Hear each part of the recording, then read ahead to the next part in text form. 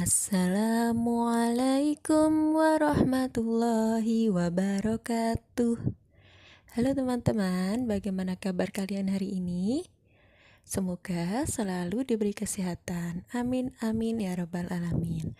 Oke teman-teman, hari ini kita masuk tema 5, subtema 1, bagian kedua. Sebelum belajar, pastikan untuk berdoa dahulu. Selamat belajar ya teman-teman. Teman-teman, sikap kepahlawanan itu juga tercermin dari perbuatan beberapa raja di masa kerajaan Hindu, Buddha, dan Islam. Nah, kali ini kita akan mempelajari lebih dulu dari Kerajaan Tarumanegara. Kerajaan Tarumanegara itu dipimpin oleh raja yang bernama Raja Purnawarman. Ia memerintah pada tahun 395 Masehi.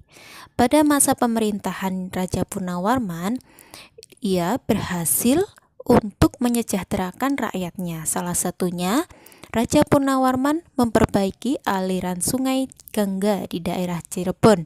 Setelah itu, ia juga memperbaiki dan memperindah alur sungai Cupu. Nah, selain itu, Raja Purnawarman juga berani memimpin angkatan laut Kerajaan Tarumanegara untuk memerangi bajak laut yang sangat merajalela di perairan barat dan utara kerajaan.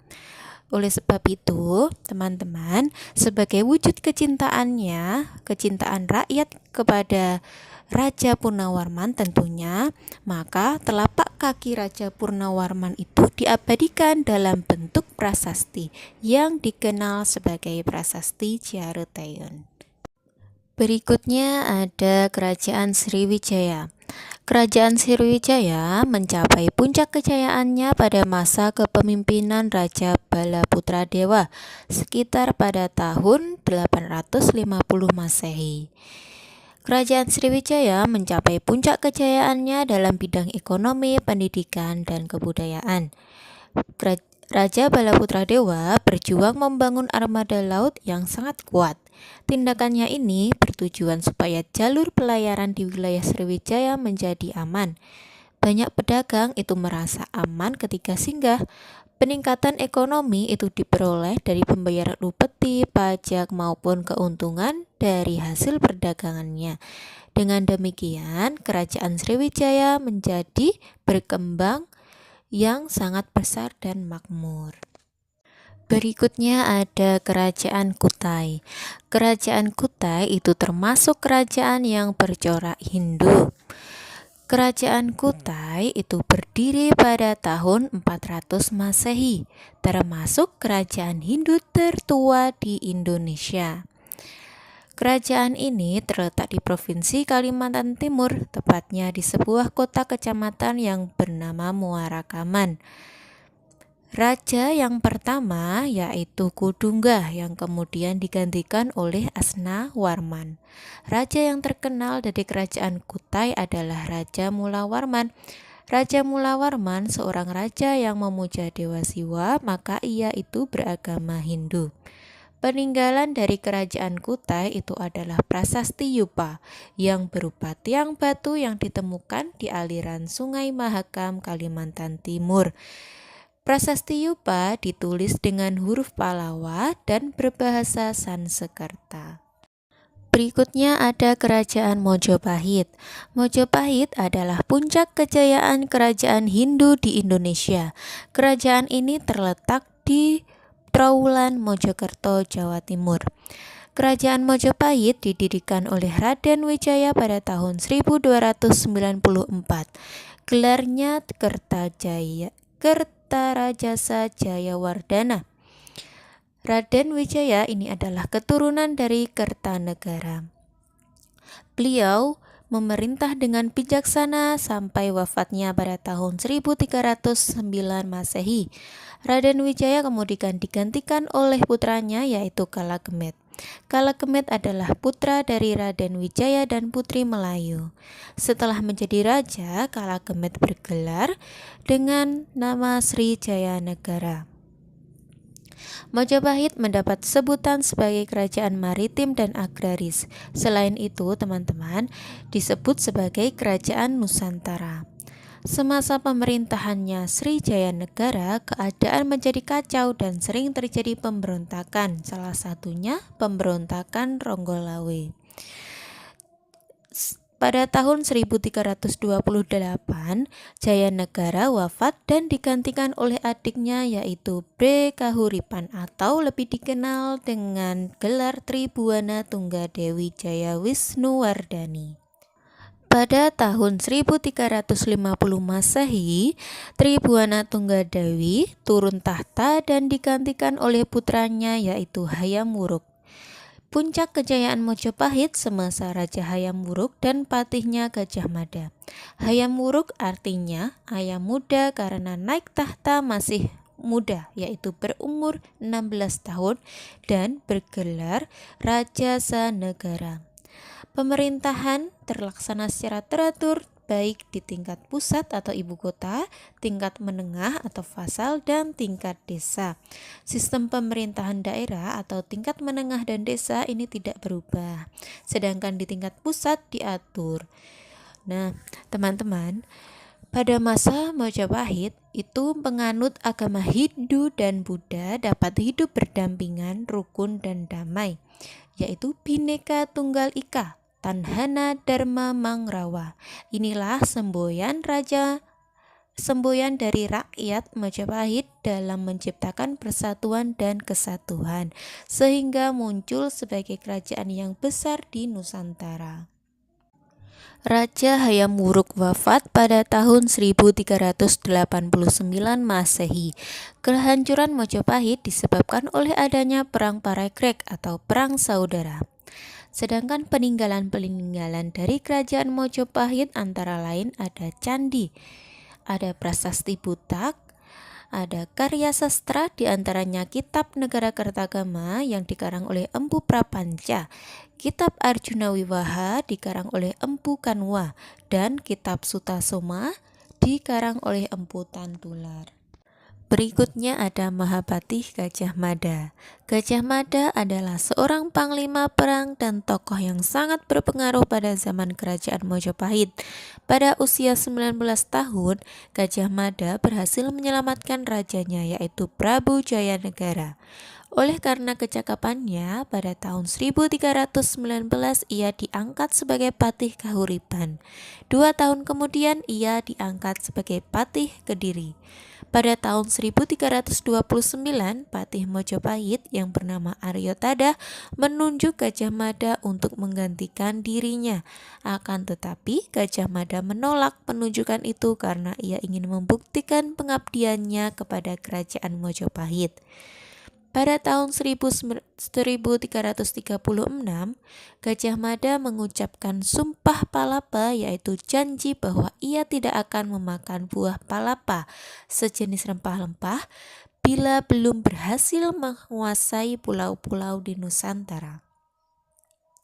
Perjuangan Gajah Mada itu mencapai puncaknya pada zaman pemerintahan Prabu Hayam Wuruk, yaitu pada tahun 1350 sampai 1389 Masehi. Pada masa itulah, teman-teman, Majapahit mencapai keemasannya. Dari Kitab Negara Kertagama dapat diketahui bahwa daerah kekuasaan Majapahit itu hampir sama luasnya dengan wilayah Indonesia yang sekarang. Bahkan pengaruh kerajaan Majapahit itu sampai ke negara-negara tetangga. Teman-teman, tadi telah dijelaskan tentang kerajaan Tarumanegara. Siapakah raja dari kerajaan Tarumanegara? Yaitu Raja Purnawarman. Sikap kepahlawanan apa saja yang bisa kita ambil dari Raja Purnawarman? Raja Purnawarman dikenal sebagai raja yang gagah berani, bijaksana, dan sangat mementingkan kesejahteraan rakyatnya. Sikap-sikap ini merupakan cerminan dari sila keempat Pancasila. Sila keempat Pancasila berbunyi, kerakyatan yang dipimpin oleh hikmat kebijaksanaan dalam permusyawaratan perwakilan, yang mana lambang dari sila keempat ini adalah kepala banteng. Tahukah teman-teman mengapa lambang banteng yang digunakan? Banteng merupakan hewan sosial yang suka berkumpul, seperti halnya musyawarah, di mana orang-orang berkumpul untuk mendiskusikan sesuatu. Makna sila keempat Pancasila ini adalah mendahulukan kepentingan bersama, cinta permusyawaratan, demokrasi, dan bijaksana dalam menyelesaikan masalah sosial kemanusiaan. Berikut ini contoh-contoh kegiatan yang mencerminkan sila keempat Pancasila. Di lingkungan sekolah misalnya, pemilihan ketua kelas, diskusi kelompok, dan lain-lain. Di lingkungan masyarakat, contohnya yaitu mengikuti kegiatan di lingkungan masyarakat seperti gotong royong dalam pembangunan sarana umum, pemilihan kepala desa, dan lain-lain. Dan di lingkungan keluarga, contohnya adalah musyawarah pembagian tugas dengan anggota keluarga. Teman-teman, Raja Purnawarman sangat gigih dan berani dalam melawan perampok. Beliau membela kepentingan rakyatnya. Beliau berjuang melawan musuhnya dengan semangat perjuangan. Semangat perjuangan juga terlihat pada lagu Maju Tak Gentar. Mari kita bernyanyi lagu Maju Tak Gentar bersama-sama.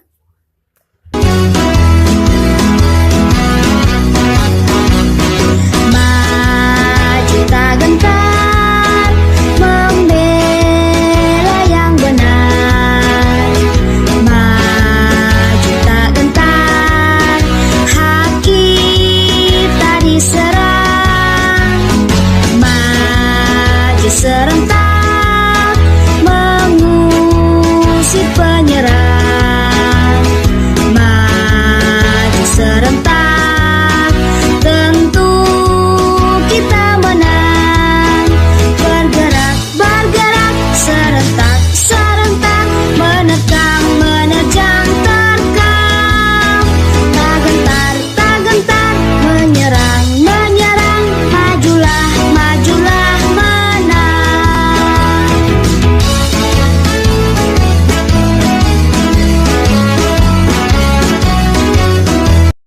Teman-teman, lagu Maju Tak Gentar ini diciptakan oleh Bapak Simanjuntak, yang mana tersebut adalah 4/4, menunjukkan bahwa dalam satu birama terdapat 4 ketukan. Masing-masing ketukan akan bernilai 1/4. Masih ingatkah teman-teman tentang tanda tempo? Tempo adalah tanda yang digunakan untuk menunjukkan cepat atau lambatnya sebuah lagu. Tempo dibedakan menjadi 3, yaitu tempo cepat, tempo sedang, dan tempo lambat. Sedangkan nada adalah bunyi yang getarannya teratur. Nada dapat ditulis dengan simbol yang disebut notasi. Nada yang ditulis dengan angka disebut notasi angka. Sedangkan nada yang ditulis dengan simbol not balok disebut notasi balok. Bagaimana teman-teman? Sudah paham dengan materinya? Nah, demikian pembelajaran tematik kita hari ini ya. Kurang lebihnya Ustazah mohon maaf. Terima kasih sudah menyaksikan. Ustazah akhiri. Wassalamualaikum warahmatullahi wabarakatuh.